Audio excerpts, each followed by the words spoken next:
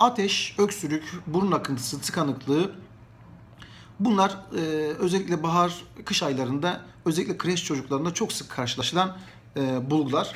Ne zaman doktora götürelim? Her ateşi yükselen, her burnu akan, her öksürüğü olan kreş çocuğunu doktora götürmek gerekir mi? Bence gerekmez. Anne çocuğun ilk doktoru olmalı.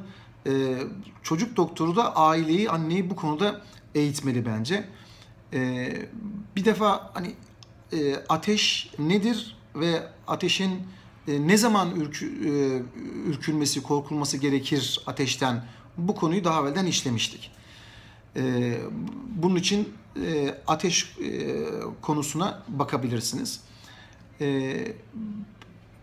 Öksürük, burun akıntısı, kuru olan bir öksürük veya gece sadece yatarken olan veya gündüz sabah uyanırken olan öksürük genellikle geniz akıntısından dolayı olur. Çünkü yatar pozisyondayken genizden olan akıntı boğazı tahriş eder, öksürük alıcılarını uyarır ve boğazda yabancı bir cisim var, bunu at diye vücuda emir gelir ve vücudun bir savunma mekanizması olarak o sekresyonu, o salgıyı dışarıya atmak için öksürme ihtiyacı doğar ve öksürürler.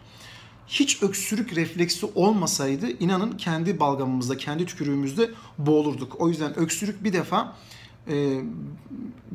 vücudu, organizmayı aşırı olan salgıdan koruyan, solunum yollarında birikmiş olan anormal salgıyı ve tozları birlikte atma yöntemidir.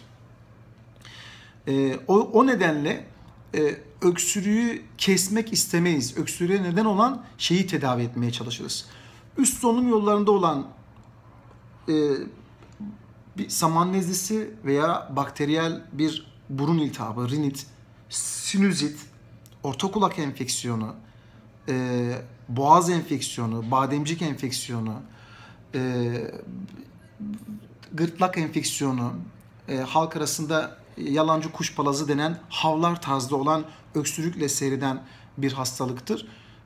Bunlar da genelde ses telinin üstündeki öksürük, ateş, burun akıntısına neden olan enfeksiyonlara, üst solunum yolu enfeksiyonları, ses telinin altında olan genellikle de daha ıslak, bazen de daha kaba olan, beraberinde balgam çıkartılması söz konusu olan enfeksiyonlara da alt solunum yolları enfeksiyonları denir.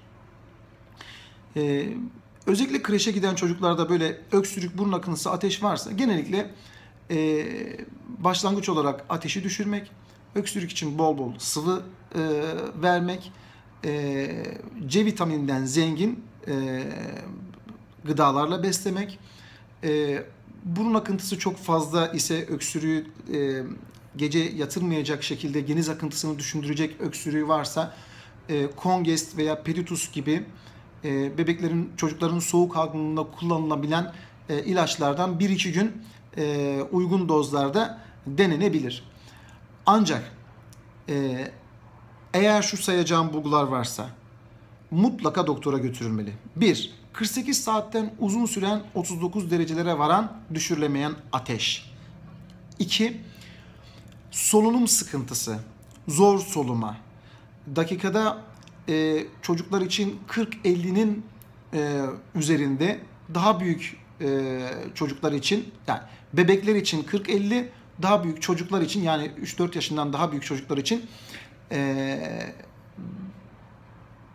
30 bile, 30'un üzeri bile sık soluk alıp verme olarak yorumlanmalı. Eğer soluk alıp verirken diye hışıltılı bir ses çıkıyorsa, göğsü tahterevalli gibi inip kalkıyorsa, ateşlerin olduğu dönemin dışında, ateş aralarında bile çok halsiz, bitkin, ağızdan alamıyor, beslenemiyorsa ve bu bulgular 48 saatten uzun bir süre var ise, göğsüm ağrıyor diyorsa öksürürken, bunlar bir olası akciğer enfeksiyonunun, ciddi bir üst solunum yolu enfeksiyonunun, orta kulak enfeksiyonunun belirtileri olabilir. O açıdan mutlaka doktora götürmek gerekir.